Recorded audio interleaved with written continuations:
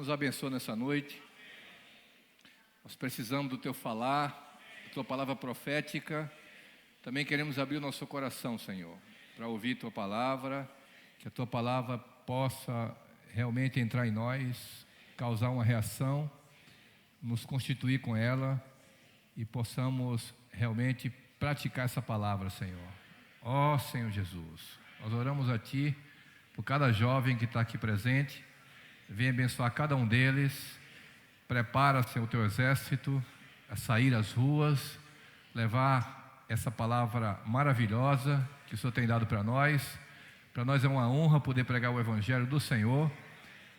Coisas que anjos anelavam perscrutar, mas o Senhor concedeu a nós essa honra de levar a Tua palavra. Muito obrigado, Senhor. Senhor Jesus. Louvado seja o Senhor. Nós estamos na terceira mensagem da conferência. Pudemos desfrutar de duas palavras maravilhosas. A primeira foi decidir nada saber. Quando Paulo falou isso, ele estava se referindo a não saber nada a não ser Jesus Cristo e esse crucificado.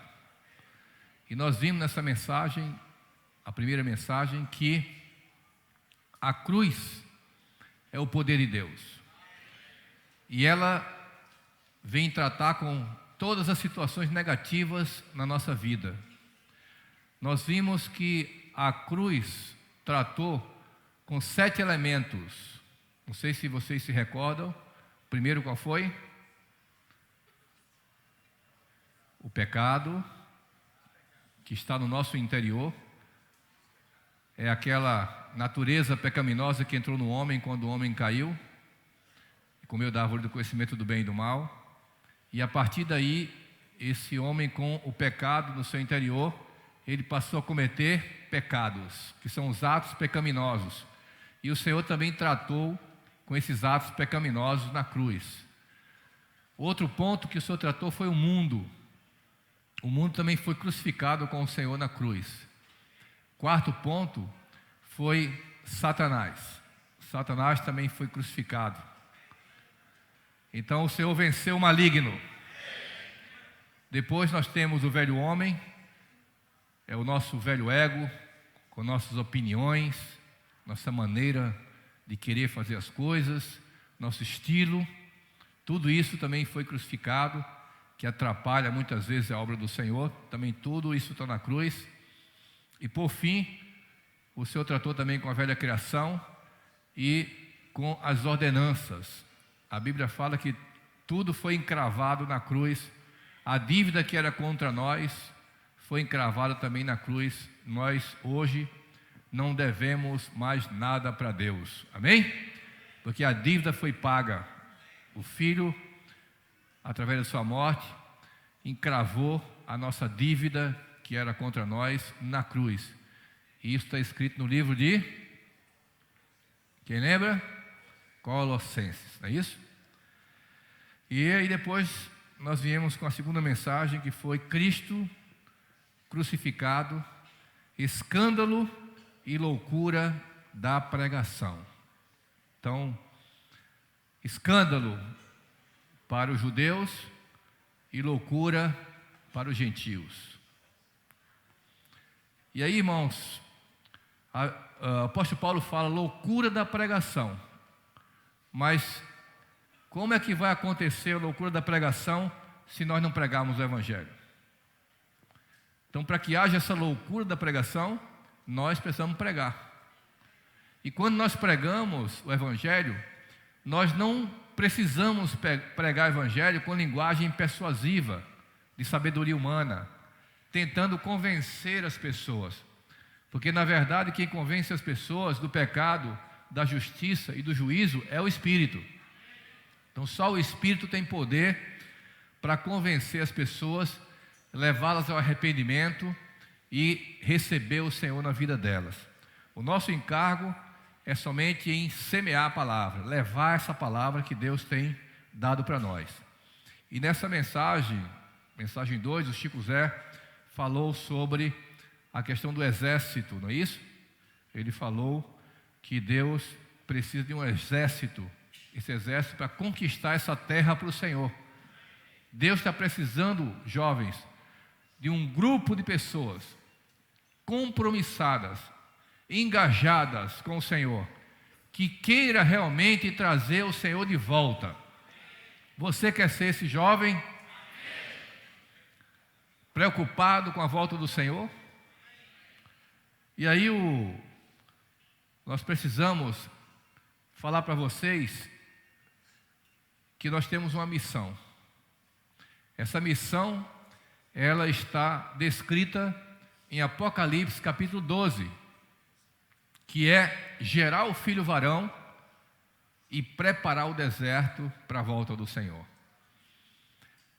Nós sabemos que a igreja, que é composta de milhões de pessoas nessa terra, não vai ser essa igreja composta de tantos milhões de pessoas que vai trazer o Senhor de volta, mas o filho varão que vai ser gerado dessa igreja.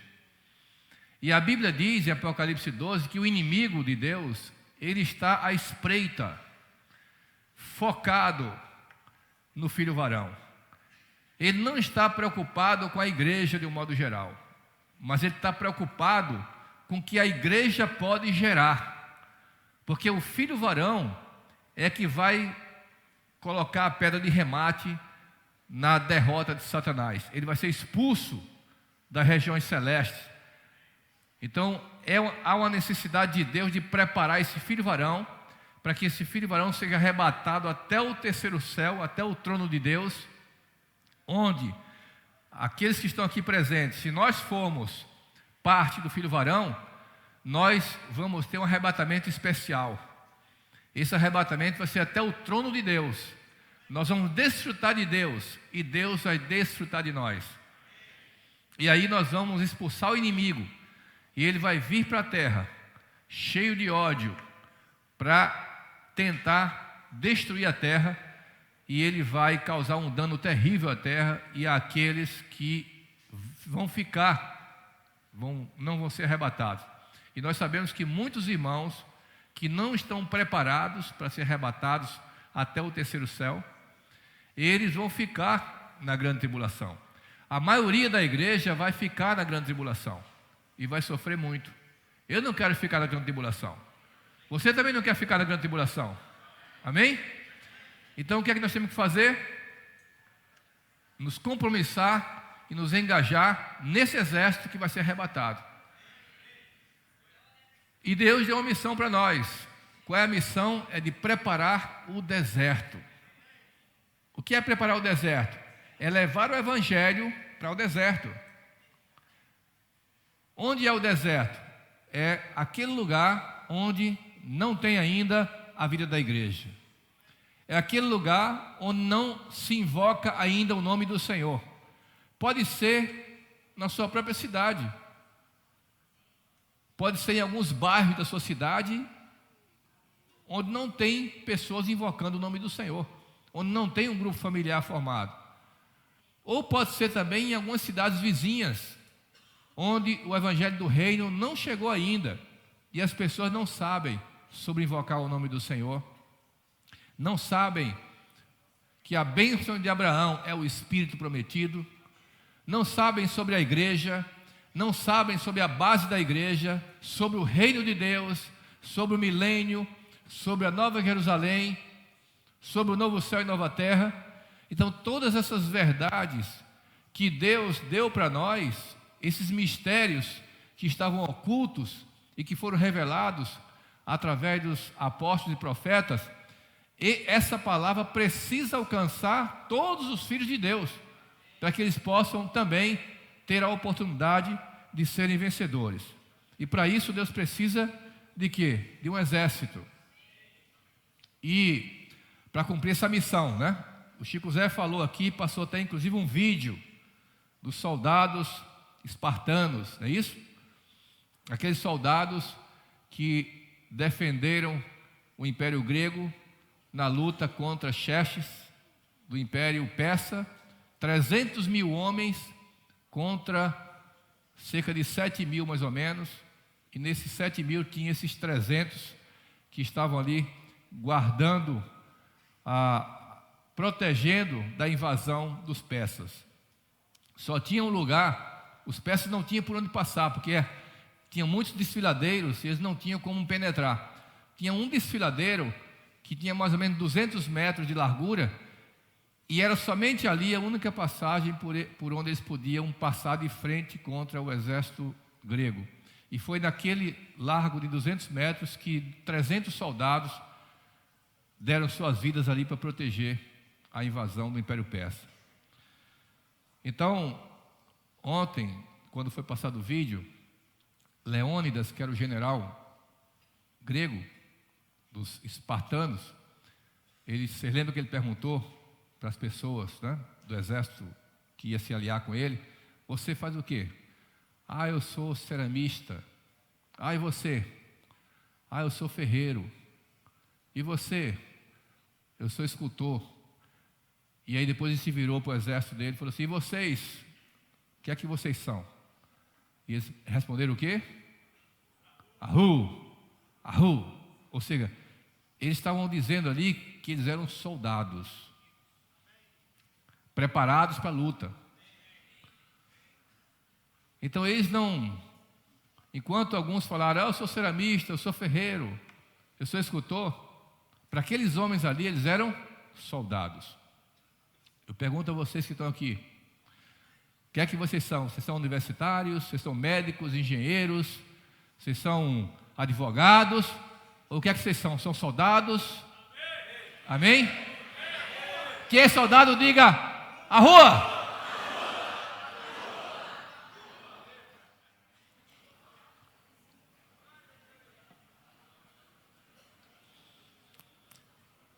Eu não sei se vocês sabem,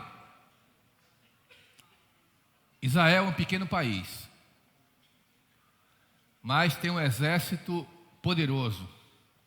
É um dos exércitos mais qualificados da terra hoje e mais equipados. Eles são treinados desde cedo, e lá todos os homens e mulheres precisam passar pelo exército. Eles servem 3 anos, os homens, e as mulheres servem 2 anos. E depois que eles servem o exército, que eles vão dar continuidade na vida deles, na sua vida profissional, eles ainda precisam voltar todo ano e passar alguns meses para serem reciclados. E interessante, irmãos, que um irmão lá em São Paulo estava contando que ele trabalhava com uma judia. E essa judia falava para ele o seguinte, que ela era soldado. Quando ele perguntava assim: qual é a sua profissão? Ela dizia: eu sou soldado. Para eles, embora eles tenham uma profissão, eles dizem que a profissão é o segundo plano. Para eles são soldados. Esse, irmãos, é o mesmo sentimento que deve permear o nosso interior. Amém? Nós não somos apenas filhos de Deus. E com relação ao mundo, nós não somos apenas engenheiros, advogados, médicos, enfermeiros e assim por diante. Nós somos soldados. Tem que haver em nós uma convicção de que nós estamos aqui nessa vida e que nós devemos priorizar o reino de Deus. O Senhor falou em Mateus capítulo 6, versículo 33, diz: buscai, pois, em primeiro lugar o reino dos céus e a sua justiça, e todas as outras coisas serão acrescentadas. Então isso mostra, irmãos, que nós precisamos aprender a priorizar na nossa vida. Em primeiro lugar, vocês precisam buscar o reino dos céus. Vocês não estão aqui nessa conferência só para mais um evento, participar de mais uma conferência. Inclusive, eu sei, parece que alguns nem valorizam a conferência. Muito poucos. Agora mesmo eu estava lá fora, de tarde, eu estava vendo algumas pessoas andando lá fora, alguns jovens andando, enquanto aqui dentro estava acontecendo o evento. O encargo estava sendo passado. Não eram muitos, eram poucos. Mas esses poucos ainda precisam ganhar o encargo do Senhor. A maioria estava aqui dentro, graças ao Senhor. Vocês devem procurar seguir dessa forma, com foco. O inimigo, irmãos, ele quer tirar o nosso foco. Ele quer que nós vivamos uma vida da igreja frouxa, com muita liberdade. Mas nós vamos ver na mensagem de hoje que o caminho da igreja é um caminho apertado, não é um caminho largo. Então eu quero ainda continuar falando do exército, para poder entrar no encargo da mensagem que é a sabedoria de Deus e o poder de Deus. E eu quero falar desses 300 guerreiros. Na verdade, não são os 300 guerreiros de Esparta que eu quero falar nessa noite. Mas eu quero falar para vocês nessa noite dos 300 guerreiros de Gideão. Amém? Ó Senhor Jesus! Josué, ou melhor, Juízes. Juízes capítulo 7. Juízes capítulo 7. Versículo do 1 ao 9. Os irmãos acharam? Então, Jerubaal, que é Gideão, se levantou de madrugada, e todo o povo que com ele estava, e se acamparam junto à fonte de Arode, de maneira que o arraial dos midianitas lhe ficava para o norte, no vale defronte do outeiro de Moré. Disse o Senhor a Gideão: é demais o povo que está contigo, para eu entregar os midianitas nas suas mãos, e Israel poderia se gloriar contra mim, dizendo: a minha própria mão me livrou. Irmãos, Gideão conseguiu levantar 32 mil soldados. 32 mil. E o Senhor, quando olhou para aqueles soldados, para aquele exército, 32 mil homens, o Senhor falou assim para Gideão: olha, Gideão, isso aí é muita gente. É muita gente, e vocês vão pensar, quando vocês vencerem o inimigo, vocês vão pensar que foram vocês que venceram. Então vocês vão se gloriar contra mim, dizendo que a própria mão de vocês foi que livrou vocês do inimigo.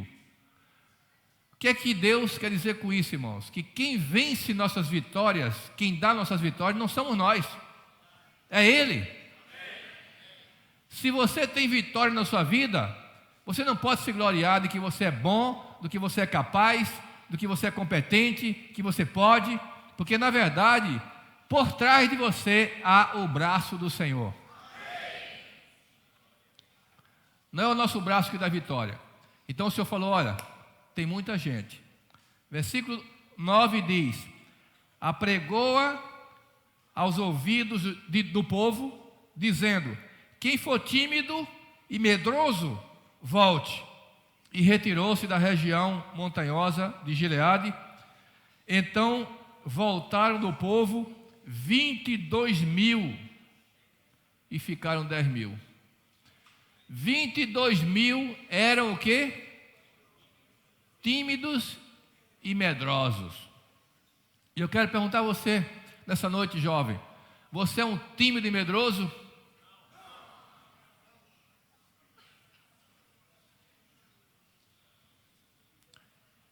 O Senhor está convocando um exército para sair às ruas. Amém? E talvez você esteja no seu coração pensando: mas eu não tenho coragem de falar com as pessoas, eu não tenho coragem de orar, eu não tenho coragem de ir, eu não tenho coragem de chegar junto das pessoas para falar do Senhor, eu não sei o que eu vou falar. Você está pensando assim? Isso é medo e timidez. Se você estiver assim, você não vai conseguir sair. Você tem que crer que a vitória não vem de você, que a vitória vem do Senhor. Todos nós, como exércitos, precisamos sair. E aí, continuando, no capítulo 7, versículo 4, né? Eu tinha falado do 9, mas é do 3, né? Minha vista está um pouco ruim aqui.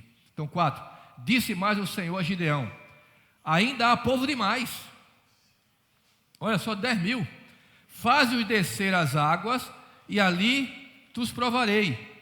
Aquele de quem eu te disser, este irá contigo, esse contigo irá. Porém, todo aquele de quem eu te disser, este não irá contigo, esse não irá. Fez Gideão descer os homens das águas.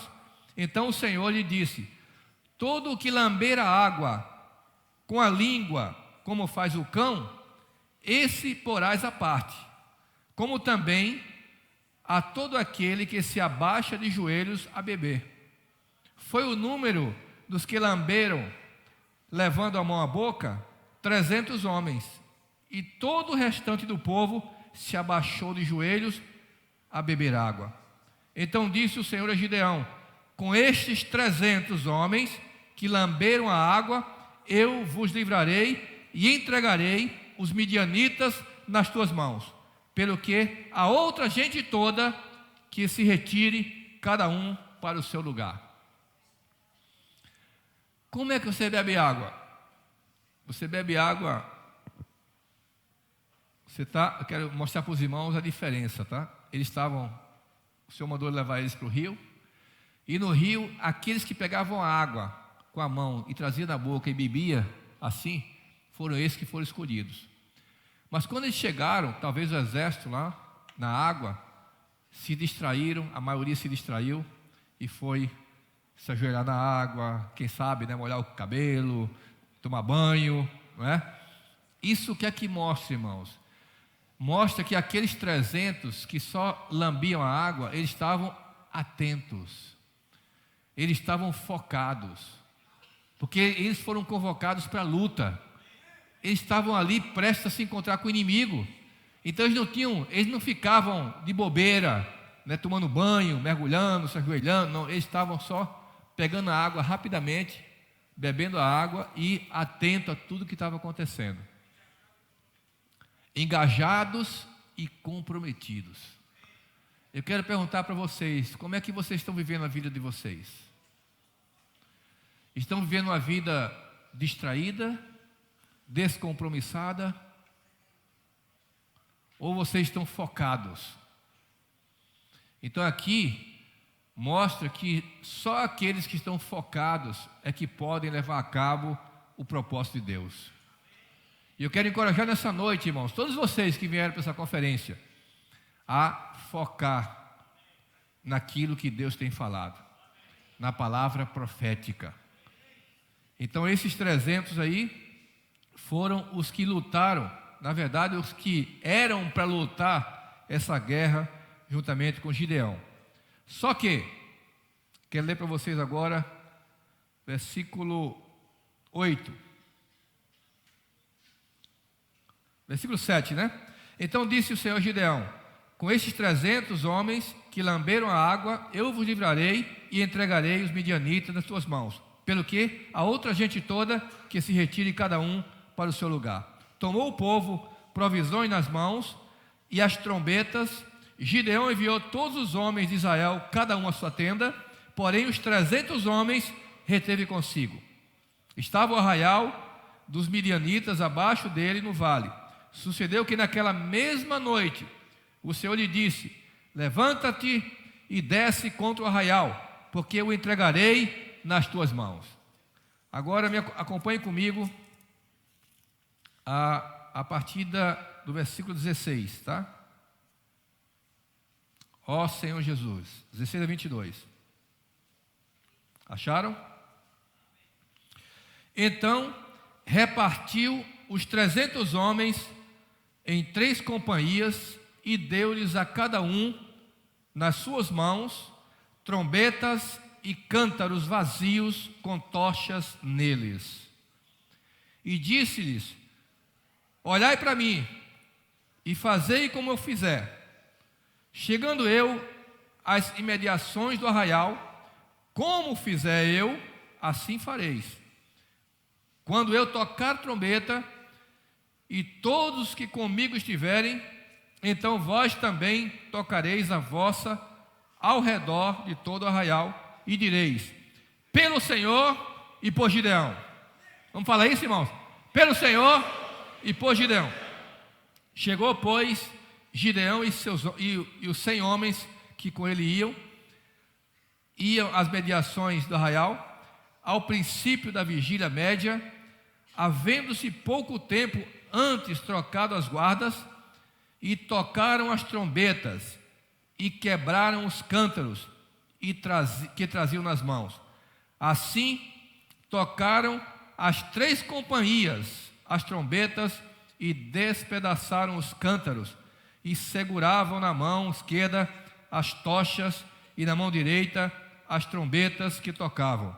E exclamaram: espada pelo Senhor e por Gideão. E permaneceu cada um no seu lugar, ao redor do arraial, que todo deitou a correr e a gritar e a fugir.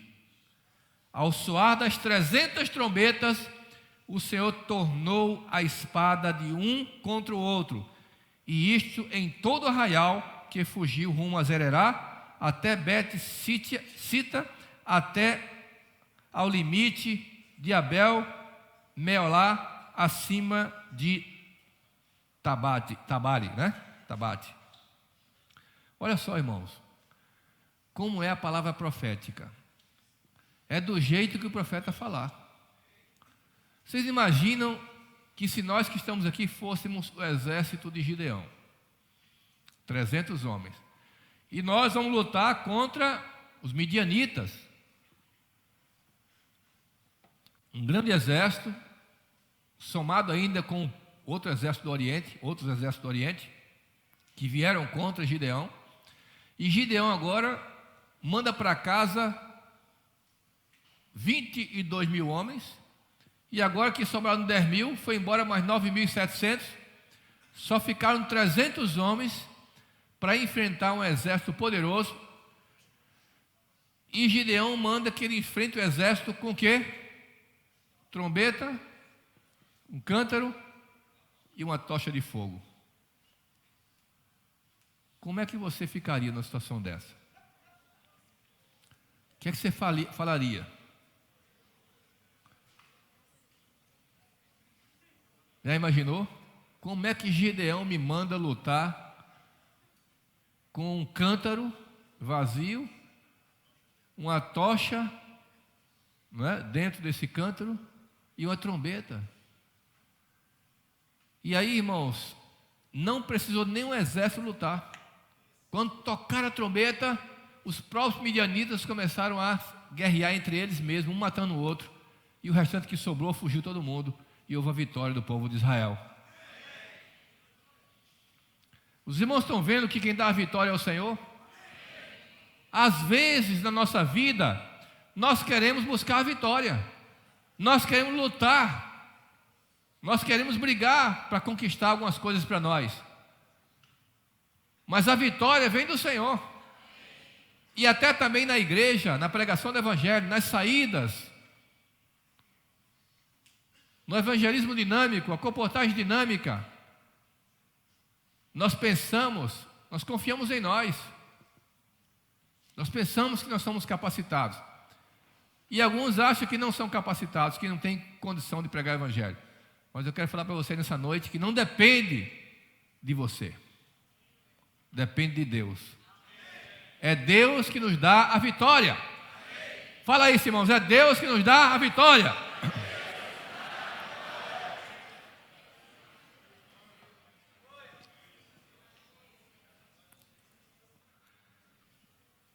Nós estamos numa luta espiritual. Devemos ser simples, irmãos. Simples como aqueles homens. 300 homens ali, simples.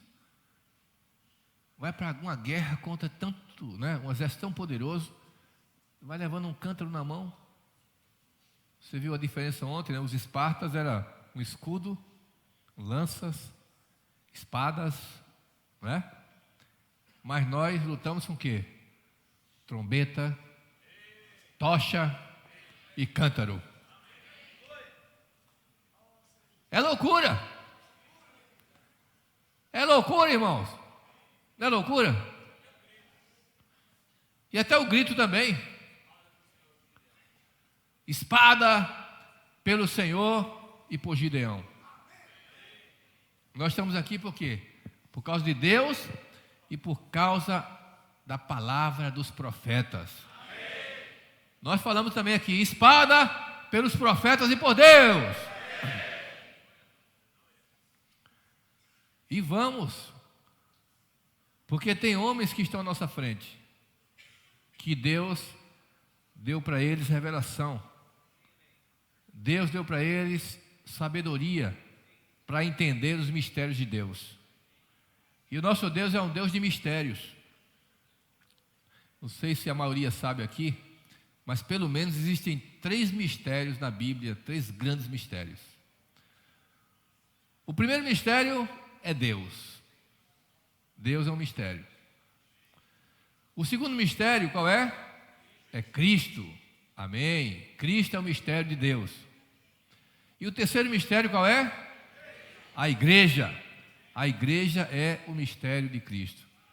Se vocês estão nessa conferência, vocês já são bem-aventurados, porque vocês já receberam esses 3 mistérios.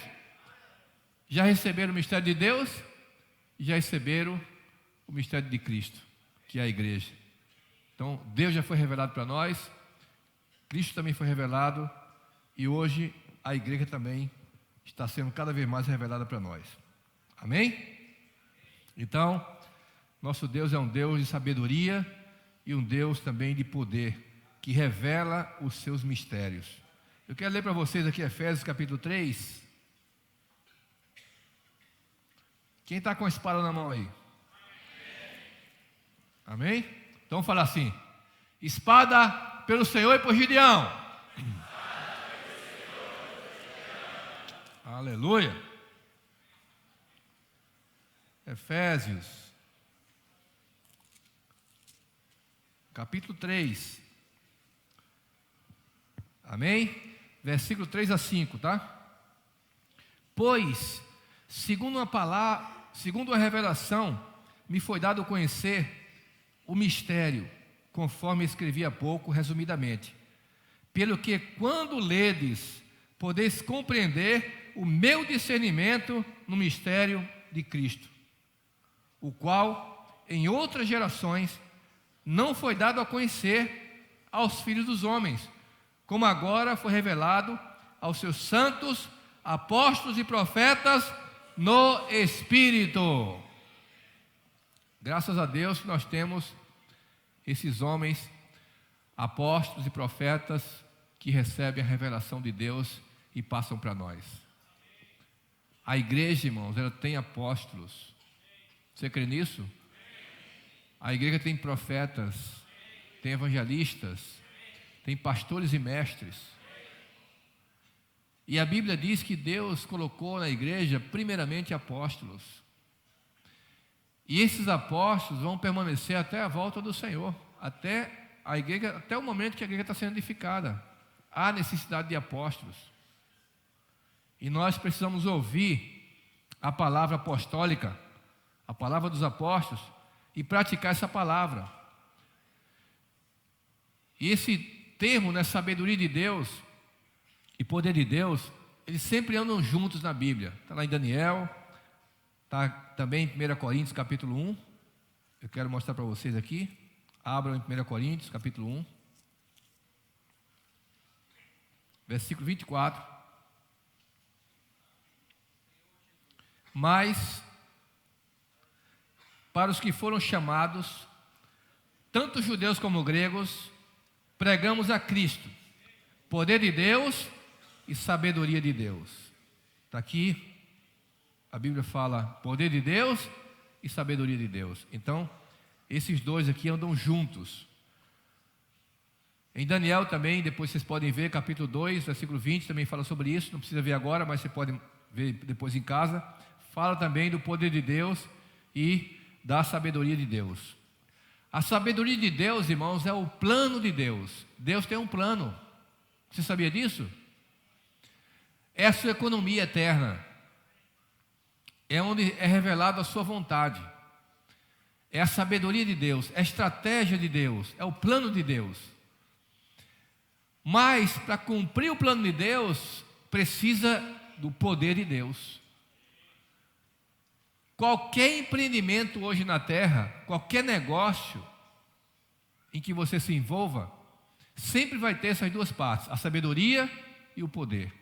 O plano e a força para realizar o plano.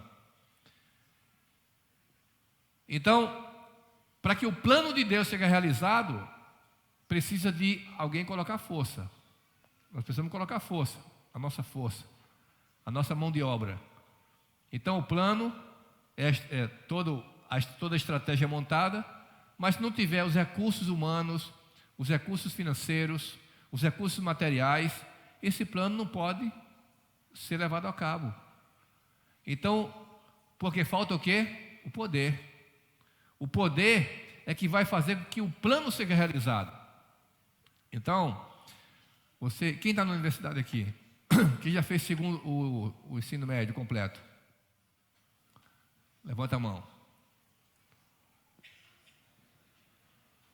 Vocês pagaram em física, né, lá? Fala sobre trabalho, né? Trabalho é igual a quê? A força vezes o quê? O deslocamento, não é isso? Então, para que o trabalho seja realizado, tem que ter o quê? Força, não é isso? E tem que ter o quê? Deslocamento. Então, a sabedoria de Deus é o plano de Deus e o poder de Deus é o poder para levar a cabo esse plano. E esse poder para levar a cabo o plano de Deus está, sabe aonde? No Espírito. Vou falar um pouquinho sobre isso daqui a pouco, mas antes, eu queria dizer para os irmãos que, quem está na universidade aqui? Um bom número de irmãos já está na universidade, né? Lá você vê muita sabedoria humana, não é isso? Inclusive, não sei se vocês já pagaram uma disciplina chamada filosofia, não é?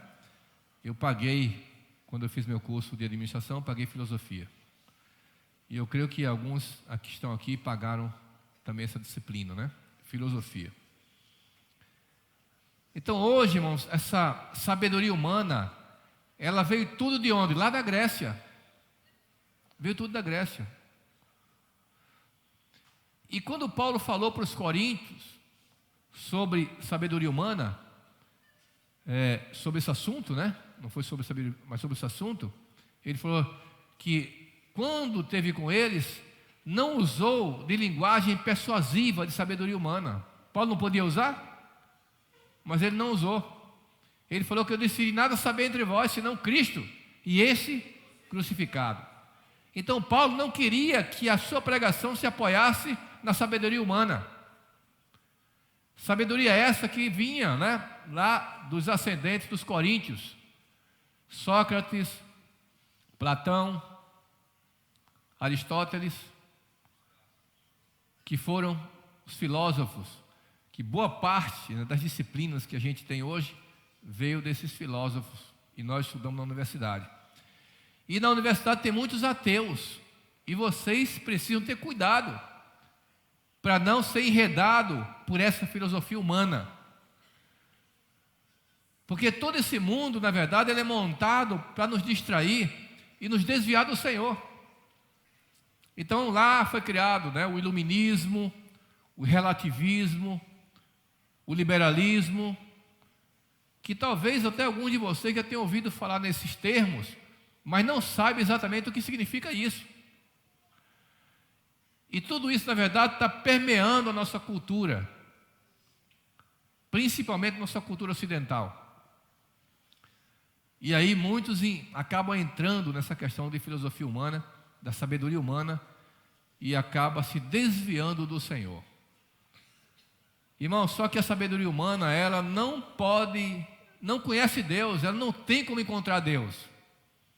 E a sabedoria humana, você sabe que Sócrates foi o primeiro desses que eu citei? E Sócrates, ele ficava pensando, né, na natureza, o porquê da natureza, por que a natureza existe, por que isso é assim, por que isso é assado, por que o homem, o que é que traz a felicidade para o homem, por que o homem é vazio, por que não sei o quê. Só que ele nunca encontrou a resposta. E Sócrates foi alguém que estudou muito.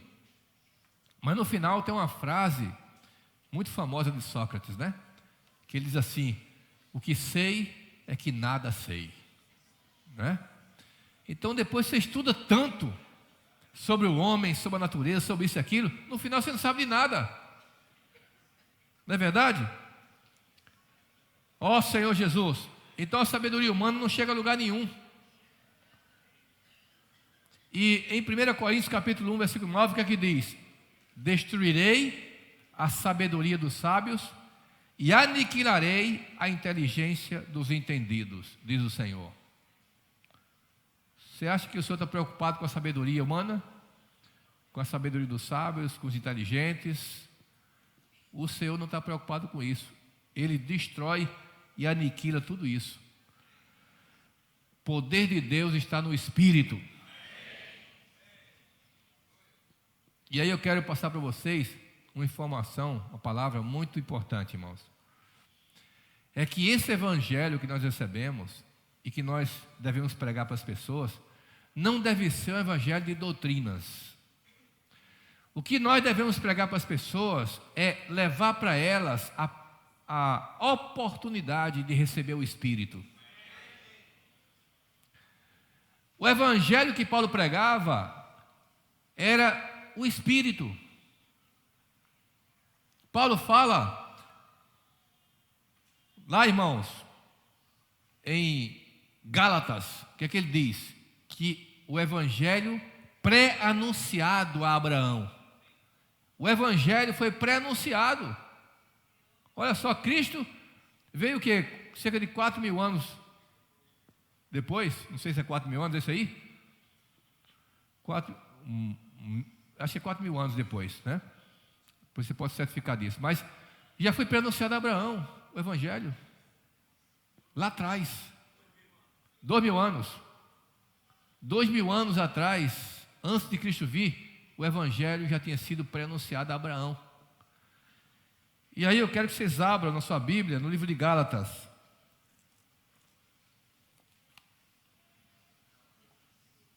Capítulo 3.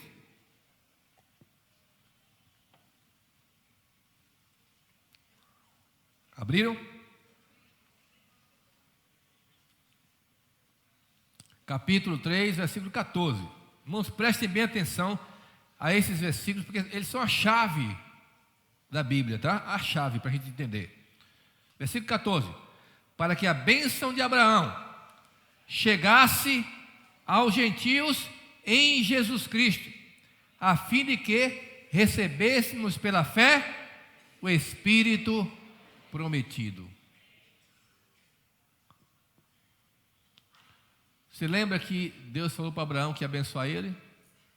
Em ti serão abençoadas todas as famílias da terra. Foi isso? Todas as nações da terra serão abençoadas por ti, em ti. Aí aqui Paulo fala que bênção é essa? A bênção prometida, o Espírito prometido. A bênção prometida é o quê? O Espírito prometido. Então, quando nós pregamos o Evangelho, ou a maioria dos cristãos pregam o Evangelho, eles pregam o Evangelho pensando muito na salvação das pessoas, não é isso? Ah, você precisa receber o Senhor para ser salvo, né? Mas na verdade, irmãos, o âmago, o centro do Evangelho é o Espírito. Porque o Espírito, na verdade, é o próprio Cristo. Ele é o que? É o Cristo pneumático, né? O Cristo Espírito. Ele teve que morrer, ele teve que ressuscitar, e tornou-se o Espírito que dá vida para entrar dentro de mim e dentro de você.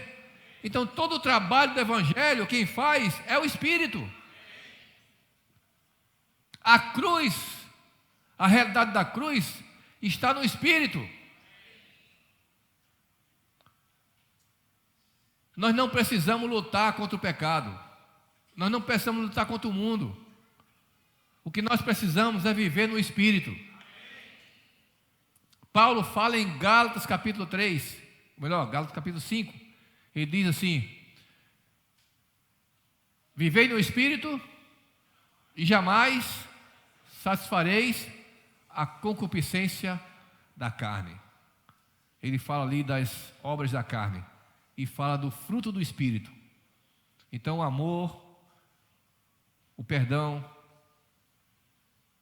todas essas coisas positivas que nós vemos lá, do fruto do Espírito, provém do Espírito que está em nós. Você recebeu o Espírito? Diga assim: eu recebi o Espírito.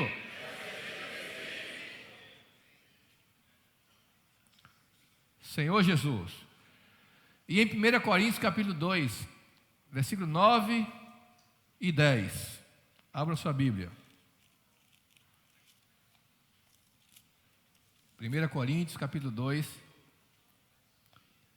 Vamos ler todos juntos, tá? Eu quero ler com vocês porque temos que aproveitar todos os momentos para ler a Bíblia, né?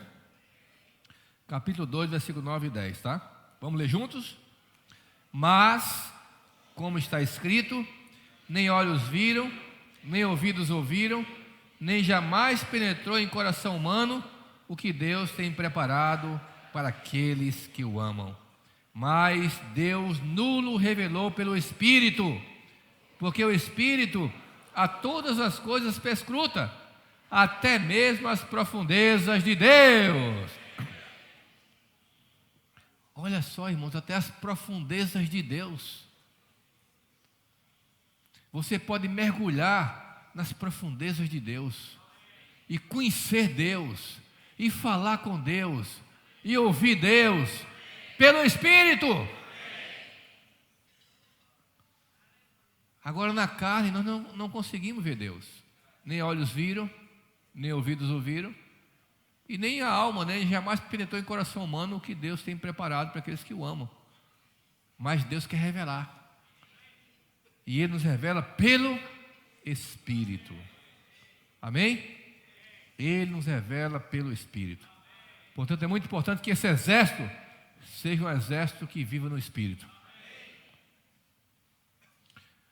E outro ponto também importante que eu quero mostrar para os irmãos nessa noite é que a igreja, irmãos, ela é uma igreja da porta estreita e do caminho apertado. Mateus capítulo 7. Mateus 7. Versículo 13 e 14.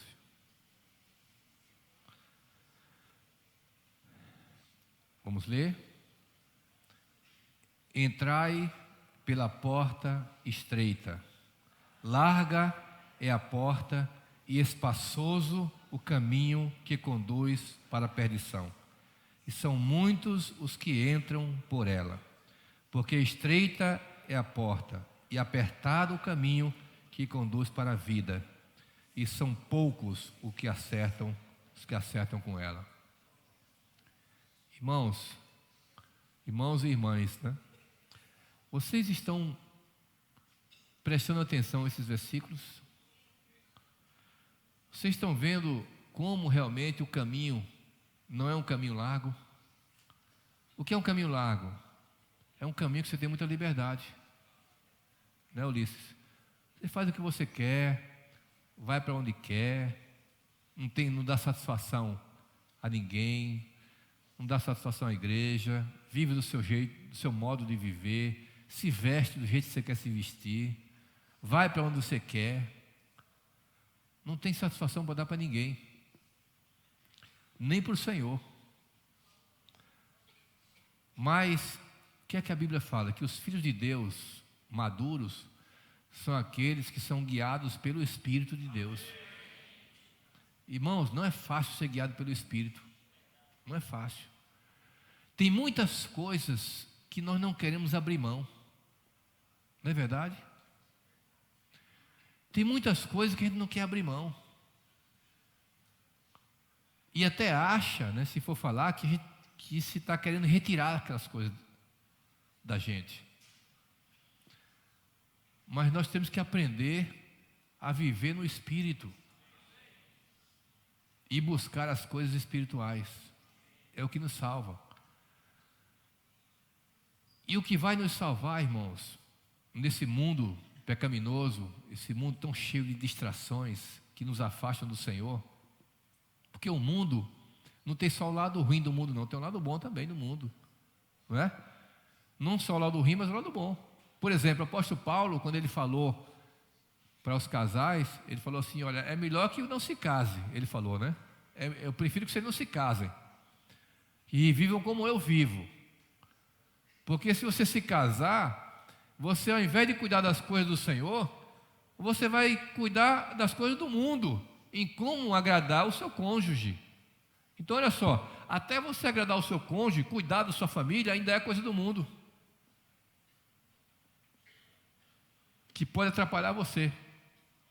Então Paulo, ele falava assim: mas se vocês forem solteiros como eu, vocês não vão ter tempo para gastar em mais nada, a não ser no Senhor. Isso seria o ideal, né, irmãos? Oh, aleluia. Porém, a nem todos foi dado o dom de ficar solteiro, né? Ou solteira, não é? Então a gente casa, né?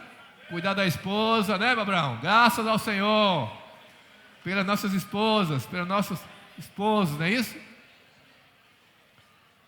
E aí nós também servimos o Senhor assim. Nossa vida é para o Senhor. Aí Paulo também fala assim: tem que viver para o Senhor. Então, se você tem bens, se você tem casa, tem marido, tem esposa, tem isso, aquilo, né? Faça como se não tivesse, porque a qualquer momento o Senhor pode voltar. E aí? Já imaginou o Senhor voltando para arrebatar você? Está disposto a deixar tudo e subir com o Senhor?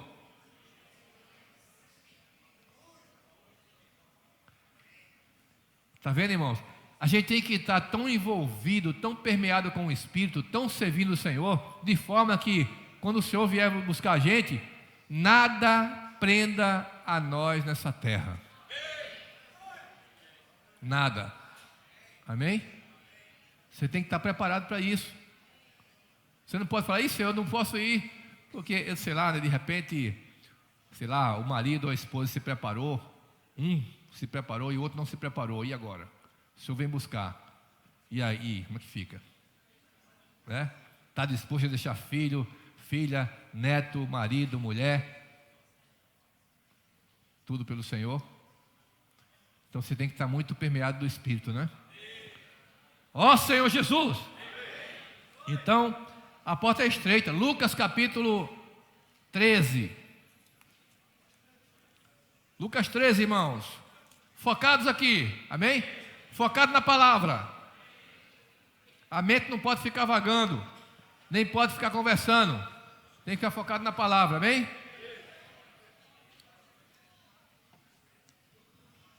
Lucas capítulo 13, versículo 22. Quem encontrou, diga amém. Vamos ler até o 28, tá? Passava Jesus por cidades e aldeias, ensinando e caminhando para Jerusalém. E alguém lhe perguntou: Senhor, são poucos os que são salvos? Respondeu-lhes: esforçai-vos por entrar pela porta estreita, pois eu vos digo que muitos procurarão entrar e não poderão. Quando o dono da casa se tiver levantado e fechado a porta, e vós, do lado de fora, começados a bater, dizendo: Senhor, abre-nos a porta, ele vos responderá: não sei de onde sois. Então direis: comíamos e bebíamos na sua presença, e ensinávamos em nossas ruas. Mas ele vos dirá: não sei de onde vós sois. Apartai-vos de mim, vós todos que praticais iniquidade. Ali haverá choro e ranger de dentes, quando virdes no reino de Deus Abraão, Isaque, Jacó e todos os profetas, mas vós lançados fora. Olha só, irmãos, aqui não se trata de pessoas perdidas que não têm a salvação, se trata dos irmãos. Aqui eles falaram: Senhor, abre-nos a porta. O Senhor vai dizer: não sei de onde vocês são. Então direis: comíamos e bebíamos na tua presença, nos ensinavas em nossas ruas. Ou seja, nós estávamos na igreja, estávamos desfrutando da palavra, ouvimos a palavra profética. Mas a questão é: você pratica a palavra profética? Ou você está apenas ouvindo a palavra profética? A cada conferência que você vem aqui, você escuta várias mensagens. E aí, sai daqui, as mensagens ficam para trás e você não pratica nada? Ou você vem para a conferência e já vem com o espírito quebrantado e já orando ao Senhor e falando: Senhor, fala para mim nessa conferência. Nessa conferência eu quero ouvir o teu falar. Nessa conferência eu quero receber a tua palavra e eu quero sair com um coração para praticar a sua palavra. Esse deve ser o nosso coração, irmãos. Coração de querer praticar. Nós não somos a grande multidão. Nós não o Pedro compartilhou na conferência que ele orou ao Senhor. E ele perguntou ao Senhor: Senhor, nós vamos ser um dia uma igreja de milhões de pessoas? Como existem alguns grupos cristãos com milhões de pessoas, adeptos. E ele disse que orou ao Senhor e o Senhor falou assim: não. Vocês nunca vão ser um grupo de milhões. Porque vocês são um pequeno rebanho. Por que vocês nunca vão ser um grupo de milhões? Porque vai ser difícil milhões passar pela porta estreita. Vai ser difícil milhões passar pelo caminho apertado. São poucos que acertam com essa porta. São poucos que estão dispostos a caminhar nesse caminho apertado. Não são muitos. Por isso que nós nunca vamos ser. Por isso que a gente fica pensando assim: puxa, como é que pode? Nós temos a palavra tão rica. Nós temos os hinos maravilhosos. Não existe hino mais bonito que os nossos. Não existe, irmão. Os hinos mais ricos, preciosos, como os nossos. Não existe palavra como na vida da igreja. Não existe. Pode procurar se você quiser. Você vai ser igual aquele filósofo. Procura e fala: eu sei que nada sei. Não vai encontrar. Não tem melhor ambiente que a vida da igreja. Não tem. A igreja é uma família.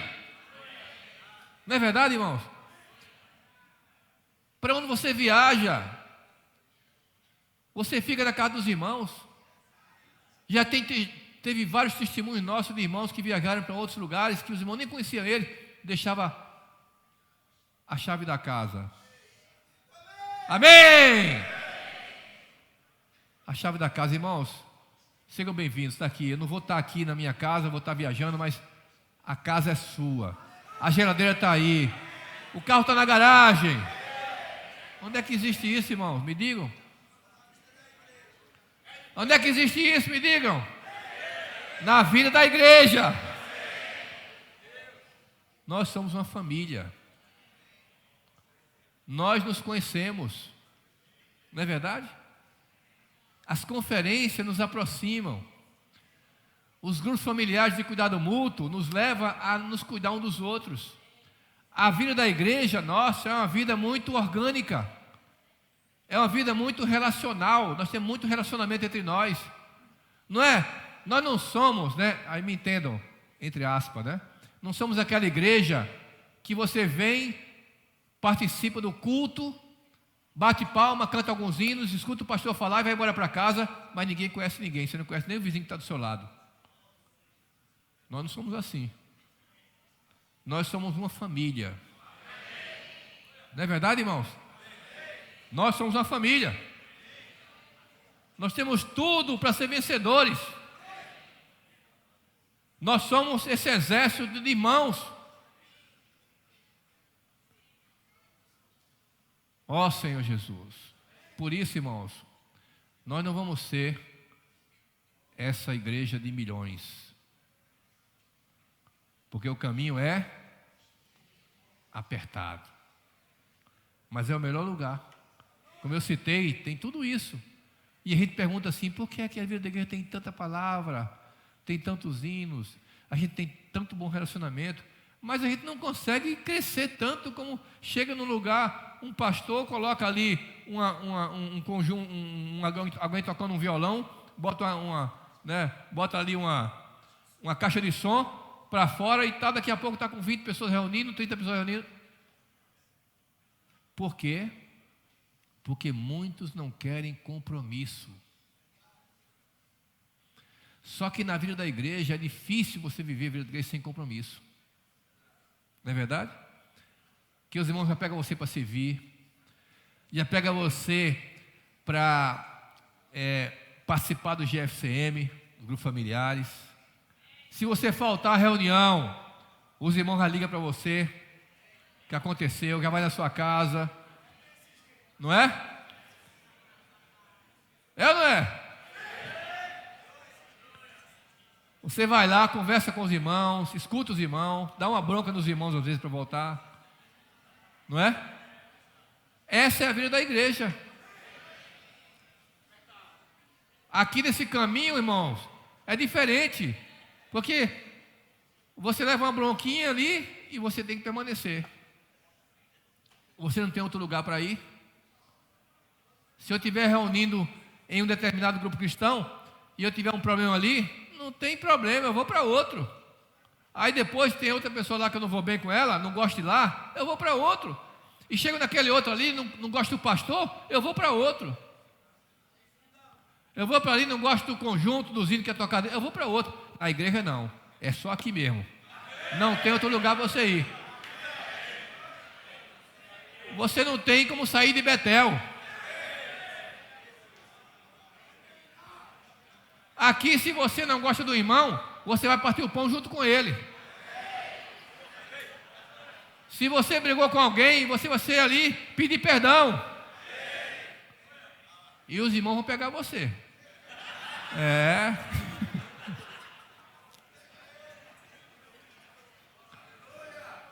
Você não tem para onde ir. Diga assim, eu não tenho para onde ir, meu lugar é Betel.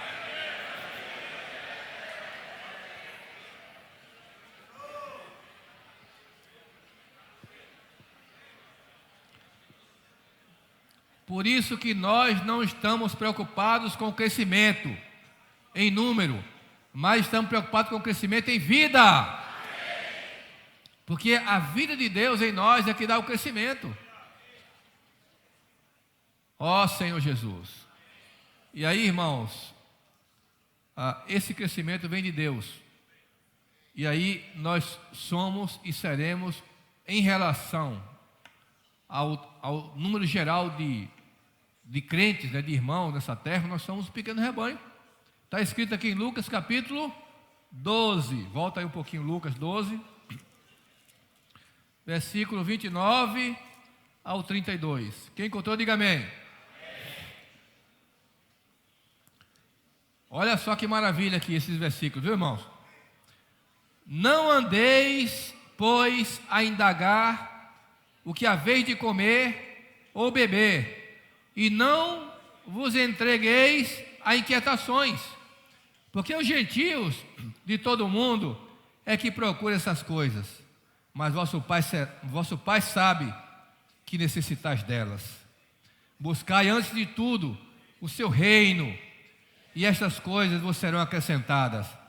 Não temais, ó pequenino rebanho, porque vosso Pai se agradou em dar-vos o reino.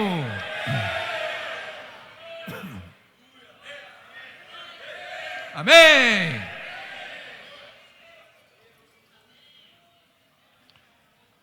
O que é que Deus quer dar para você? Diga assim: Deus quer me dar o reino. Diga assim, irmão: Deus se agradou em me dar o reino.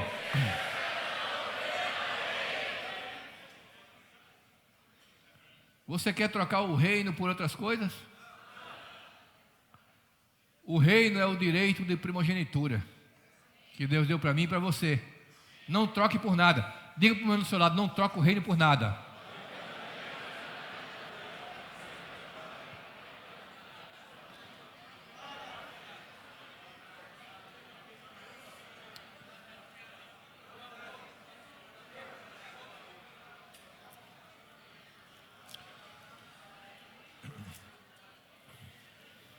Hebreus capítulo 12. Hebreus capítulo 12. Hebreus capítulo 12, versículo 22 e 23. Amém? Mas tendes chegado ao monte Sião. Amém? Encontraram, irmãos? Vamos ler juntos? Vamos ler juntos. Abra aí a Bíblia, tá? Hebreus capítulo 12, eu vou esperar vocês. Versículo 22 e 23, que esses versículos são maravilhosos. Amém? Mas tendes chegado ao monte Sião, e à cidade do Deus vivo, a Jerusalém celestial, e a incontáveis hostes de anjos, e a universal assembleia, e a igreja dos primogênitos arrolados nos céus, e a Deus, o juiz de todos, e aos espíritos dos justos aperfeiçoados. Nós somos a igreja dos primogênitos. Diga assim: eu sou um primogênito. Nós não podemos trocar o nosso direito de primogenitura que Deus deu para nós. Nós devemos valorizar esse direito. Nós não podemos ser, irmãos, como foi Esaú. O direito de primogenitura era de Esaú, mas ele não valorizou. E Jacó, desde o ventre, já lutava por isso. Esaú era mais forte do que Jacó, e aí ele já procurou o caminho para nascer. Mas Jacó não desistiu desse direito, agarrou no pé de Esaú e saiu agarrado com ele. Jacó era persistente, né?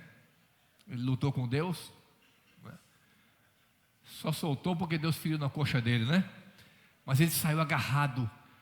Ele falou assim: eu vou lutar até o último instante pelo meu direito de primogênito. E aí quem saiu primeiro foi Esaú. Esaú era o primogênito. E Esaú, um certo dia, chegou cansado do campo, tinha ido caçar, ele era um caçador, e Jacó era mais pacato, vivia mais na barra da saia da mãe dele, né? Ali. E aí Esaú chega do campo cansado. Aí Jacó falou: é agora. Preparou um cozinhado delicioso. E aí Esaú faminto. E aí Jacó falou assim, o Esaú falou assim: me dê um pouco do seu cozinhado. Aí Jacó falou: não, eu vou dar todo o cozinhado para você. Ah, é? É. Mas eu quero trocar pelo seu direito de primogenitura. Pegou a fraqueza de Esaú naquele momento. E Esaú falou assim: é que me vale esse direito de primogenitura? Se eu vou morrer mesmo de fome, pega, o direito é teu. Aí Jacó deu o cozinhado, ele comeu, se fartou, encheu a barriga. E aí, irmãos, olha só, em Hebreus, capítulo 12, versículos 16 e 17. O que é que diz aí? Nem haja algum impuro ou profano, como foi Esaú, o qual, por um repasto, vendeu o seu direito de primogenitura. Pois sabeis também que posteriormente, querendo herdar a bênção, foi rejeitado, pois não achou lugar de arrependimento, embora com lágrimas o tivesse buscado. Ó Senhor Jesus. Aqui, irmãos, mostra que nós temos que ser como Jacó, lutar por esse direito e não vender o nosso direito por nada. O inimigo de Deus quer tirar esse direito de vocês, distraindo vocês, para que vocês vivam a vida nesse mundo, para que vocês valorizem a vida nesse mundo, que gozem do mundo, desfrutem do mundo e esqueçam do Senhor, que viva no pecado. É isso que o inimigo quer. O inimigo quer distrair vocês do Senhor. Ele quer trocar esse direito que vocês têm de primogenitura e quer dar o quê? Um repasto para vocês, besteiras para vocês. E muitos de nós têm trocado. Nós precisamos nos arrepender diante do Senhor. Amém? E seguir com aqueles que de coração puro invocam o Senhor. Seguindo a palavra profética. Nós não vamos trocar esse direito. E outra coisa importante. Quando Esaú veio, né, que Jacó enganou, depois que ele trocou o direito de primogenitura que ele conseguiu, ele ainda, já perto do pai dele morrer, Isaac, né, falou: meu filho, o Isaac chamou Esaú e falou: meu filho, estou cansado e sinto que eu vou morrer em pouco tempo. Eu queria que você fosse no campo, caçasse, procurasse uma caça para mim e preparasse daquele jeito que você gosta para mim, do jeito que eu gosto, e eu vou te abençoar. E aí a mãe dele, né, a mãe de Jacó, viu aquilo ali, ouviu, e falou: meu filho, Jacó, vem cá, teu pai vai abençoar Esaú, e você precisa ir lá e receber a bênção. Eu vou preparar aqui um guisado, vou matar um cabrito, 2 cabritos, vou matar, e vou preparar e você vai oferecer para seu pai. Mãe, você está doida, eu não vou fazer isso não. Se eu fizer isso, aí é que eu vou receber a maldição. Eu sou liso, né, Chico Zé? Eu sou liso, meu irmão é cabeludo, como é que meu pai vai notar? Não, eu vou pegar a pele do cabrito, vou colocar aqui no seu braço, no seu pescoço. Quando o seu pai for beijar seu pescoço, for pegar nas suas mãos, ele vai sentir, né, que você é Esaú. Mãe, eu não vou fazer isso não, eu vou ser amaldiçoado. Aí a mãe falou assim: não, que a maldição, se tiver, caia sobre mim. Vá lá. Preparou o cabrito e chegou lá Jacó. Chegou Esaú, papai, né? Como, meu filho, tão depressa? Você já conseguiu a caça? Ah, papai, porque o Jacó era mentiroso, né? Ah, Jacó, papai, porque o teu Senhor mandou a caça ao meu encontro. E aí eu consegui rapidamente essa caça, preparei e trouxe para você. Ah, tá certo. Mas você, a sua voz está com a voz de Jacó, né? Vem cá para ele apalpar. Aí pegou ele assim, aí passou aqui o pelo, né, na mão dos cabritos, cheirou ele. Aí falou: a voz é de Jacó, mas o cheiro é de Esaú, né? Abençoou lá, abençoou e Jacó recebeu aquela bênção, né? Quando Jacó saiu, chegou Esaú. Papai, cheguei com a caça, está aqui. Aí o Isaac, né? Isaac se estremeceu todo assim. Quem foi que abençoei aqui? Foi o teu irmão, ele veio aqui e tomou tua bênção. Aí, né, Esaú ficou furioso com ele, e aí Jacó teve que fugir. E aí você já sabe da história, passou 20 anos fora, né, trabalhando. Eu não preciso contar essa história agora para vocês, mas ele volta rico, né? Volta rico. E ele, sempre com aquele jeito dele enganador, né, separa os rebanhos, 4 rebanhos, né? Primeiro separa os rebanhos dele, depois dá 4 presentes para Esaú, né? E aí ele diz assim: eu vou colocar o presente na frente, porque os presentes vão aplacando a ira de Esaú, né? Um presente, ganha um presente. Quem mandou? Foi teu servo Jacó, né? Aí depois outro presente. Quem foi que mandou esse presente? Teu foi o servo Jacó. E assim vai chegando junto até aplacar a ira, né? E aí Jacó era muito estratégico, né? Aí ele colocou logo, Lia vai ficar aqui, primeiro as servas, né? A serva de Bila, depois a serva de Raquel, aí depois Lia, e por último, Raquel, que era que, né? Com os meninos. Mas o que eu quero falar é o seguinte, que quando eles se encontraram, aí Esaú falou assim: qual é o teu propósito com todos esses presentes que você mandou para mim?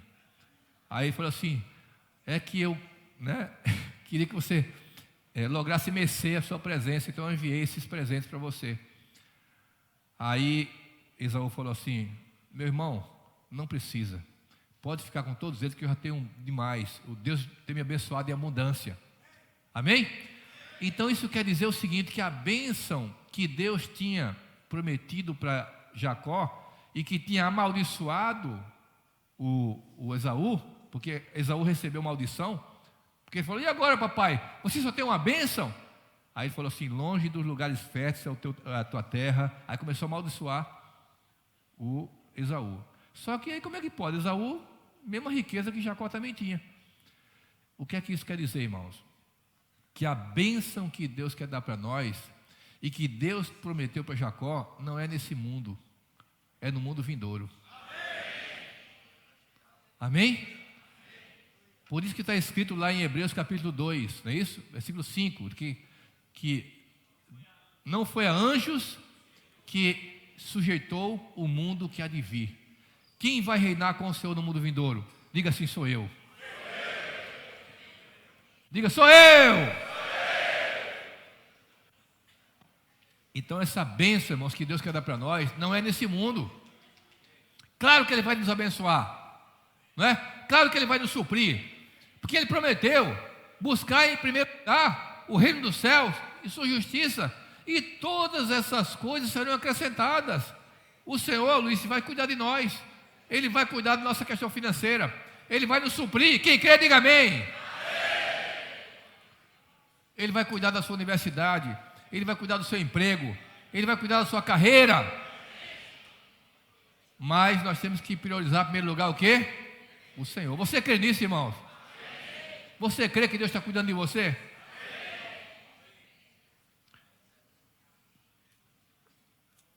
Hebreus capítulo 11 agora, versículo 24.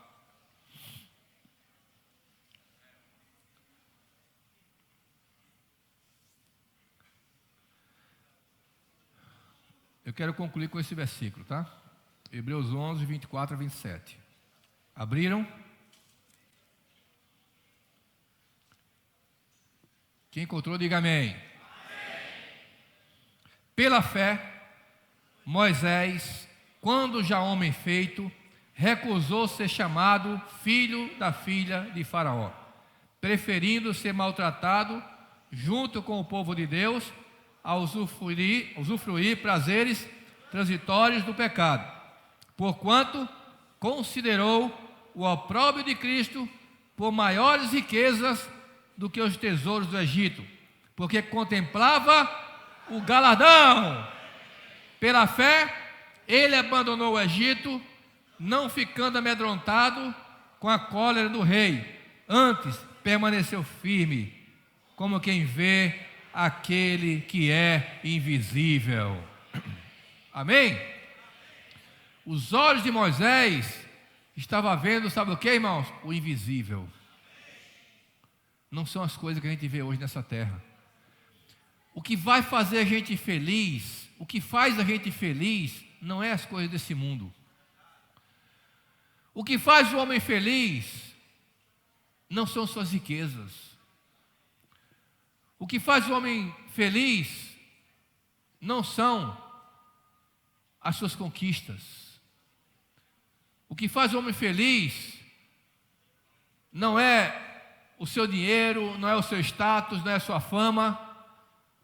Isso é o que o homem busca o tempo todo. Ele busca felicidade nessas coisas. Mas quantas pessoas nós vemos aí fora se suicidando, com boas condições financeiras, com muito dinheiro, mas muita infelicidade, porque nada material pode trazer felicidade para nós. A única coisa que nos preenche é o Senhor. A única coisa que pode nos fazer feliz é o Senhor. Quando Ele nos enche, irmãos, Ele nos enche com a paz. Ele nos enche com a satisfação. Ele nos enche com alegria. Nós podemos ser pobres alegres, satisfeitos, ou podemos ser um rico infeliz. Tantos ricos infelizes que tem aí fora. Mas nós temos o Senhor na nossa vida. Eu pergunto para os irmãos: existe maior riqueza do que essa, irmãos? Não é só o fato de você ter sido salvo, não é só isso, isso é muito pequeno. É o fato de você receber a vida de Deus para dentro de você. É o fato de você ter nascido de novo. É o fato de você ter se tornado um filho de Deus. Você crê nisso? Irmãos, vocês creem que vocês são filhos de Deus? E vocês, irmãs, vocês creem também nisso? Então diga assim comigo: eu sou filho de Deus.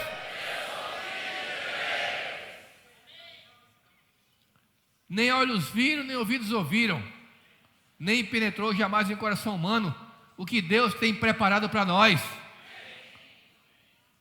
Mas nós podemos sentir pelo Espírito. Ó Senhor Jesus. Então eu quero concluir, irmãos, dizendo o seguinte para vocês: vocês têm uma identidade. Amém? Vocês têm uma identidade. Vocês são filhos de Deus. E vocês são aqueles que compõem o exército de Deus aqui na terra.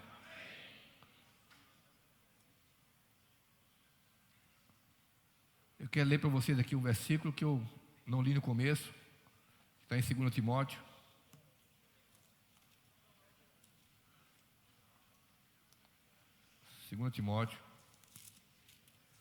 Capítulo 4, versículo 6 a 8.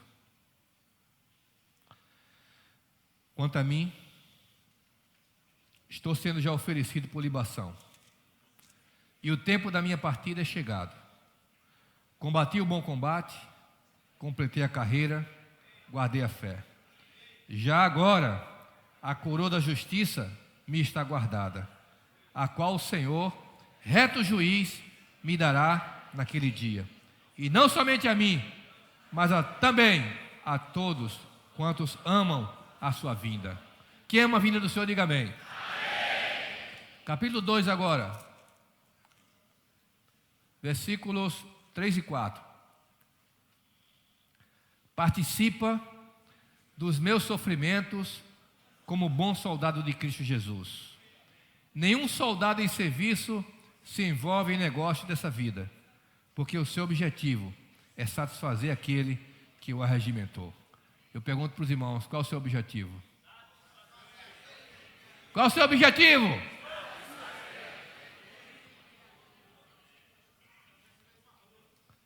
Satisfazer aquele que me arregimentou. Diga assim para o irmão do seu lado: você foi arregimentado.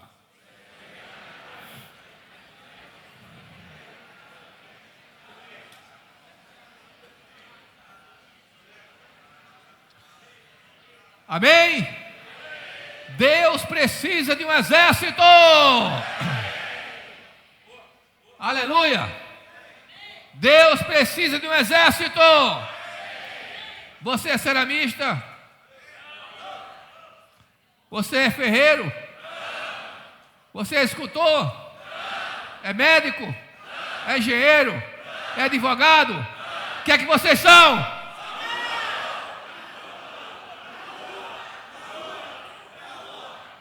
Amém?